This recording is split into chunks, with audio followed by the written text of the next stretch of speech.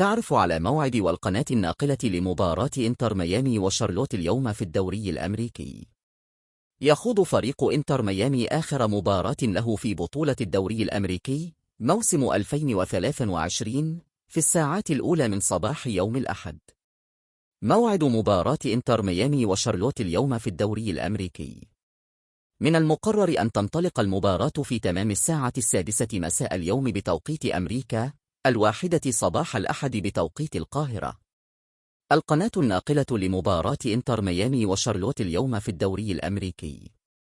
تذاع المباراة عبر أبل تيفي، الناقل الحصري لمباريات الدوري الأمريكي. كما أعلنت قناة الكويت الرياضية حصولها على حقوق بث مباريات إنتر ميامي قريبا دون تحديد موعد لذلك. تردد قناة الكويت الرياضية عبر قمر عربي سات تردد